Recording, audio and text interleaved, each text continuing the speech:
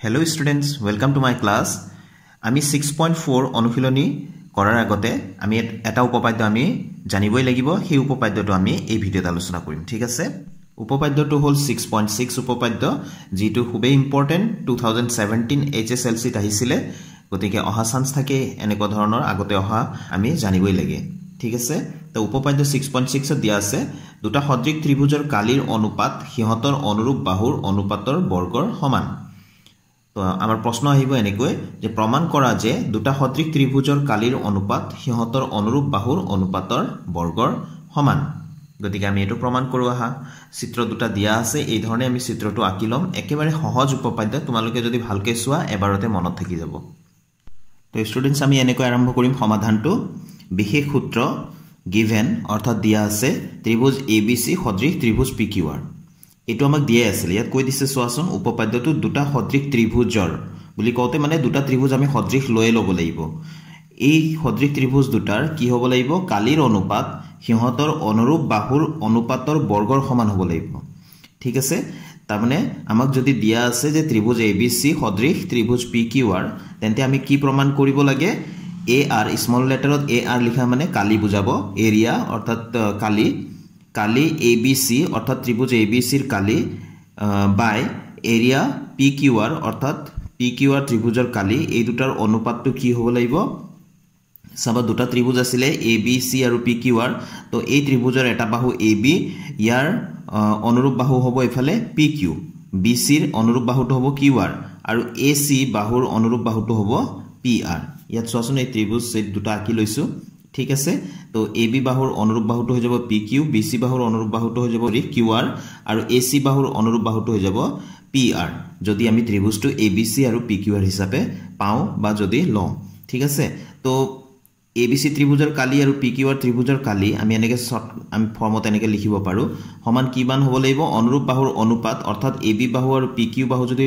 অনুৰূপ বাহু আছিল তো AB আৰু PQ ৰ অনুপাতটোক আমি AB by PQ এনেকৈ লিখিম আমি ঠিক আছে AB by PQ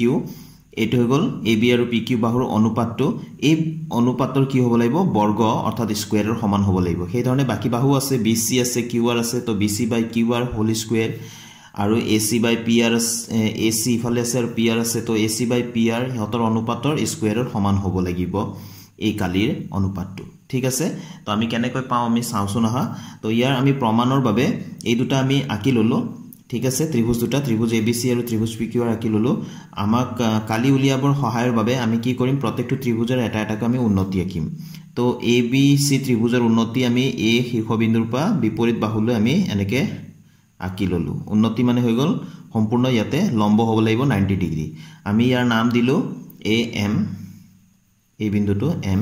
আৰু একে ধৰণে এফালৰ পৰা আমি টানি ললো লম্ব এটা ঠিক আছে স্কেলেৰে কৰিব তোমালোকে লম্ব আঁকি ললো এটোৰ নাম দিলো আমি N বুলি তো AM লম্ব BC অৰ্থাৎ AM টো ত্ৰিভুজ ABC ৰ এডাল উন্নতি হয় আৰু PN লম্ব QR হ'ব অৰ্থাৎ PN টো PQR ত্ৰিভুজৰ এডাল উন্নতি হ'ব ঠিক আছে তো আমি যেটো চিত্ৰত কাম কৰিলো হেতু আমি অংকনত লিখি দিলো যে AM লম্ব BC আৰু PN লম্ব QR আঁকা হল ঠিক আছে এটো আমাৰ ফালৰ পৰা আঁকিলো সহায়ৰ বাবে তো আমি এতিয়া প্ৰমাণ স্টাৰ্ট কৰিম তো প্ৰমাণ লিখিলো আমাৰ সমাধানটো এইখিনিৰ পৰা স্টাৰ্ট হৈ গৈছে বিশেষ সূত্ৰ যত লিখিছো ইয়াৰ পৰা স্টাৰ্ট হৈ গৈছে তো আমি প্ৰমাণ বুলি ইয়াত লিখিলো এতিয়া আমাক কি লাগে এই যে ABC ত্ৰিভুজৰ কালি বাই PQR ত্ৰিভুজৰ কালি তো ইয়াত লিখি দিও ডাইৰেক্ট হেতু AR ব্ৰেকেটৰ ভিতৰত ABC বুলি ক'লে ABC ত্ৰিভুজৰ কালি বুজাব আৰু বাই AR PQR ঠিক আছে তাহলে PQR ত্ৰিভুজৰ কালি তো এতিয়া আমি ABC ত্ৰিভুজৰ কালি এই ত্ৰিভুজটো কালি কেনেকৈ উলিয়াও কালি উলিওৱা সূত্ৰটো হৈ গল হাফ পূৰণ ভূমি পূৰণ উচ্চতা হয়নে হাফ পূৰণ ভূমি পূৰণ উচ্চতা তো ইয়াত ভূমি চোৱাচোন লম্বডাল আহি যত 90 ডিগ্ৰী ক্ৰিয়েট কৰিব এটো ভূমি লম আৰু এই উন্নতি ডালক আমি কি লম লম্ব তো হাফ পূৰণ ভূমি অৰ্থাৎ BC আৰু AM টো হৈ গল আমাৰ উচ্চতা বা লম্ব সেই ধৰণে PQR ত্ৰিভুজৰ কালিটো কি হ'ব হাফ পূৰণ ভূমি অৰ্থাৎ QR ঠিক আছে একেবাৰে সহজ তাৰপিছত এটো লম্বটো হৈ গল PN এতিয়া স্টুডেন্টস আমি এই শাৰীটোৰ পৰা কি পাম হাফ হাফ কটা গল ঠিক আছে তো আমাৰ কি থাকিলে ইফালে এৰিয়া ABC বাওফালৰখিনি সমান চিনৰ ইফালে এটো যি আছে এটোৱে থাকিব বাই এৰিয়া PQR স্মল লেটাৰত AR লিখিলে কালি বুজাব বাই এৰিয়া এফালে আমাৰ কি থাকিলে BC into AM by QR into PN এখিনি থাকিলে এটো আমি এতিয়া নাম্বার 1 বুলি দি দিম এতিয়া স্টুডেন্টস আমি এই সৰু সৰু ত্ৰিভুজ আৰু ইফালৰ এই সৰু ত্ৰিভুজটো অৰ্থাৎ ABM এই ত্ৰিভুজটো আৰু PQN এই ত্ৰিভুজটো আমি সদৃশ হয় নে নহয় আমি তুলনা কৰিম ঠিক আছে তো ত্ৰিভুজ দুটা যেহেতু আমি তুলনা কৰিম এতিয়া লিখি ললো এনেকৈ এতিয়া ত্ৰিভুজ ABM আৰু ত্ৰিভুজ PQN ত আমি কি দেখা পাওঁ সোৱা ইয়াৰে B কোণটো সবে এই গুটে ত্ৰিভুজৰ B কোণটো আৰু এই গুটে ত্ৰিভুজৰ Q কোণটো সমান হ'ব কিয়নো ত্ৰিভুজ ABC আৰু ত্ৰিভুজ PQR টো সদৃশ বুলি দিয়াই আছিল গতিকে অনুৰূপ সদৃশ ত্ৰিভুজৰ অনুৰূপ কোণবোৰ সমান হ'ব ঠিক আছে B কোণটো Q কোণৰ সৈতে সমান হ'ব C কোণটো R কোণৰ সৈতে সমান হ'ব সম্পূৰ্ণ A কোণটো সম্পূৰ্ণ P কোণৰ সৈতে সমান হ'ব এতিয়া আমাক প্ৰয়োজন আছে B কোণটো আৰু Q কোণটো গতিকে ইয়াত লিখিম B কোণ equals Q কোণ কিয়নো কোণ দুটা অনুৰূপ কোণ হয় যেহেতু ত্ৰিভুজ ABC সদৃশ ত্ৰিভুজ PQR আছিল হয়নে ত্ৰিভুজ ABC similar ত্ৰিভুজ PQR আছিল সদৃশ বা similar তো এটো এটা পালো আৰু এটা আমি লিখিব পাৰো এটো AMB কোণ অৰ্থাৎ এই কোণটো আৰু ইফালে PNQ কোণ এই দুটা কোণ সমান হ'ব তো আমি ইয়াত লিখি দিম AMB কোণ equals PNQ কোণ কিয় সমান হ'ব কাৰণ দুইটাই 90 ডিগ্ৰী কিয় 90 ডিগ্ৰী হ'ব যেহেতু AM লম্ব BC আৰু PM লম্ব QR আমি অঙ্কন কৰিছিলো হয়নে সেই কাৰণে এই দুটা সমান হ'ব অৰ্থাৎ দুইটাই প্ৰতিটোৱে 90 ডিগ্ৰী কৈ হ'ব যেহেতু ত্ৰিভুজ ABM ৰ দুটা কোণ ত্ৰিভুজ PQN ৰ দুটা কোণৰ সৈতে সমান গতিকে এই দুটা ত্ৰিভুজ আমি সদৃশ বুলি ক'ব পাৰো গতিকে আমি ইয়াত লিখিম এতেকে ত্ৰিভুজ ABM সদৃশ ত্ৰিভুজ PQN কি শৰ্তমতে AA শৰ্তমতে হয়নে AA কোন সদৃশতাৰ শর্তমতে তো শর্তমতে আমি লিখি দিম ঠিক আছে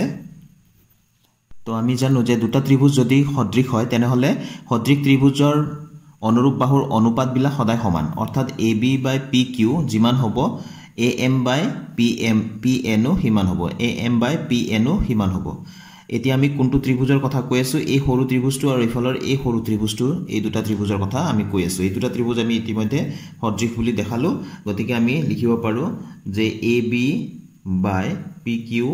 equals AM by PN ঠিক আছে অনুৰূপ বাহুৰ অনুপাত বিলা সমান আৰু এজোৰ আমি লিখিব পাৰো কোনজোৰ BM by QN ও আমি লিখিব পাৰো যেহেতু এই দুটা আমাৰ প্ৰয়োজন নাই গতিকে আমি নিলিখো এই দুখিনি লিখিলে হৈ গল ঠিক আছে আমি 2 নম্বৰ বুলি দিলু ওপৰত 1 আছিল এটো 2 বুলি দিলু আকৌ যেহেতু ত্ৰিভুজ ABC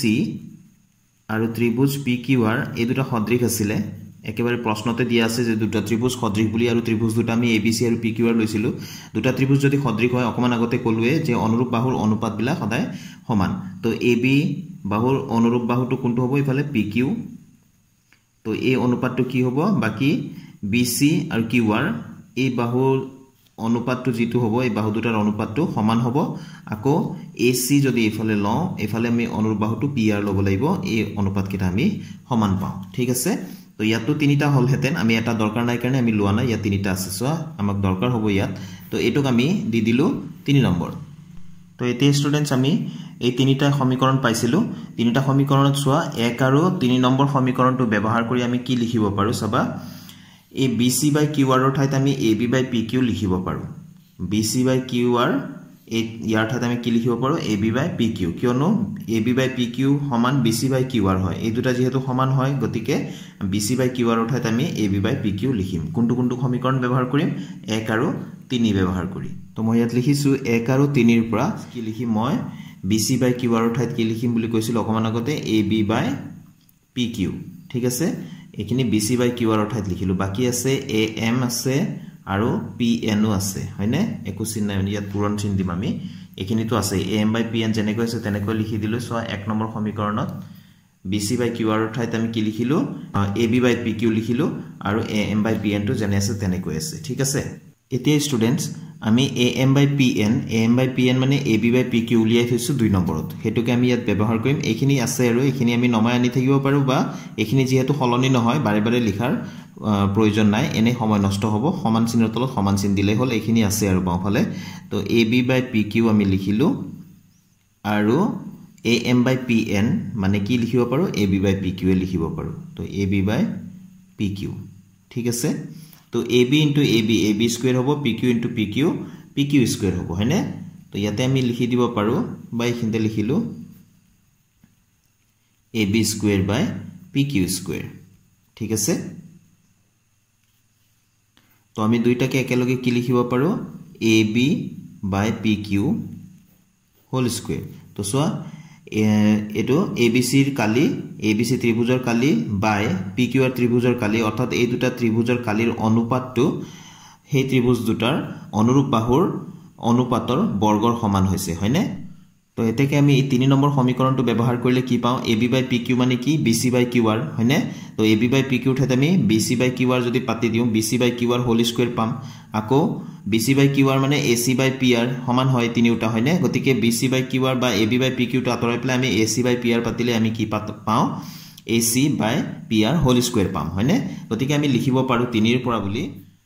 ত্ৰিভুজ ABC ৰ কালি বাই ত্ৰিভুজ PQR ৰ কালি সমান AB/PQ whole square equal BC/QR whole square equal AC/PR whole square যেটো প্ৰমাণ কৰিব লাগে বুলি আমি লিখিছিলো সেই গুটেখিনি স্টেটমেন্টটো ইয়াতে লিখি দিলে হ'ল গতিকে আমি এটো ক'ব পাৰো প্ৰমাণিত হ'ল তো হেকত আমি লিখি দিম প্ৰুভড এটোৱে আমাক লাগিছিল হয়নে তো আজিৰ ভিডিওটো মই ইয়াতে সামৰিছো thank you students keep watching my channel তো 6.4 ৰ কোৱেশ্চন নম্বৰ 1 টো আমি কৰো ধৰা হল ইয়াত কৈছে কোৱেশ্চন নম্বৰ 1 ত কৈছে ধৰা ত্ৰিভুজ ABC সদৃশ ত্ৰিভুজ DEF এই দুটা ত্ৰিভুজ সদৃশ বুলি দিয়া আছে আৰু হিহতৰ কালি ক্ৰমে 64 cm স্কয়াৰ আৰু 121 cm স্কয়াৰ কালি ABC ত্ৰিভুজৰ কালিটো 64 cm স্কয়াৰ দিয়া আছে আৰু DEF ত্ৰিভুজৰ কালিটো 121 cm স্কয়াৰ বুলি দিয়া আছে যদি EF equal 15.4 cm EF to হৈ গল এই DEF ত্ৰিভুজৰ এটা বাহুৰ যোগ দিয়া আছে তেন্তে BC উলিবা EF ৰ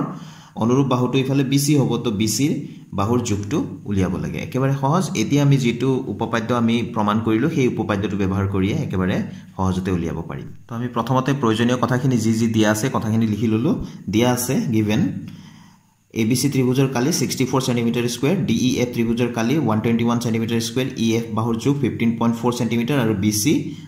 যেহেতু এটো উলিয়াব লাগে গতিকে প্ৰশ্নবোধক চিন দিলু ঠিক আছে তাৰপিছত আমি তলত দেখিলো যেহেতু ত্ৰিভুজ ABC সদৃশ ত্ৰিভুজ DEF এটো দিয়া আছে কাৰণে given বুলি লিখি লৈছো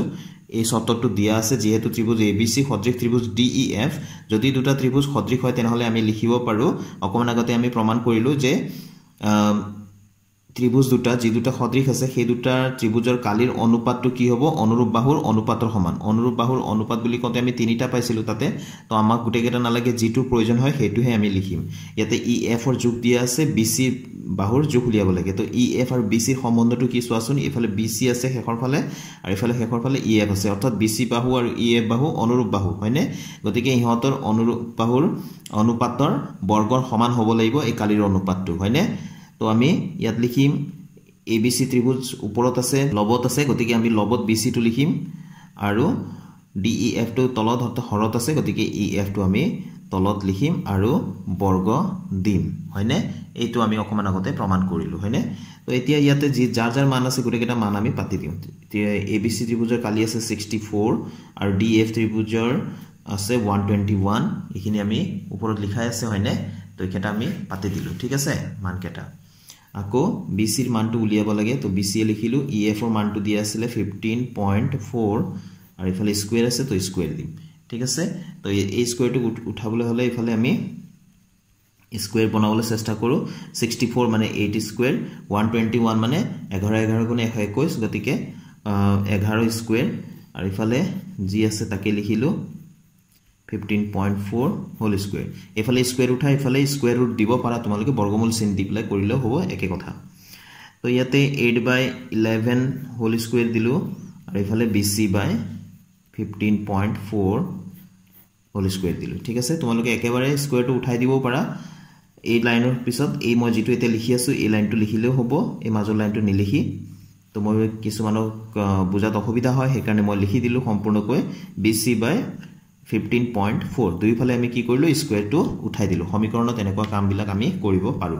ঠিক আছে তে BC ৰ মান লাগে তো BC ৰ তলৰ সংখ্যাটো আমি আতৰাম অৰ্থাৎ এইটো বজ্ৰগুণন কৰিম কাৰ লগত লবৰ লগত এই হৰত আছে তো লবৰ লগত আহিব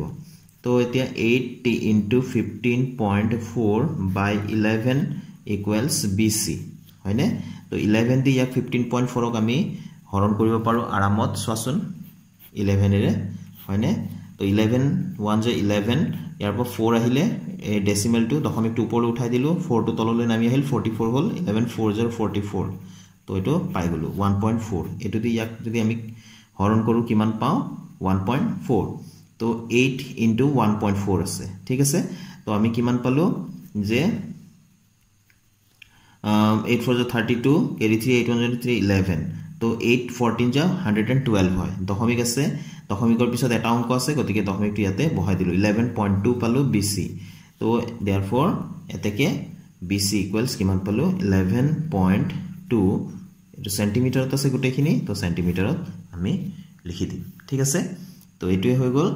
কোৱেশ্চন নম্বৰ 1 ৰ সলিউশনটো তো নিশ্চয় বুজি পাইছা একেবাৰে সহজ আছিল হয়নে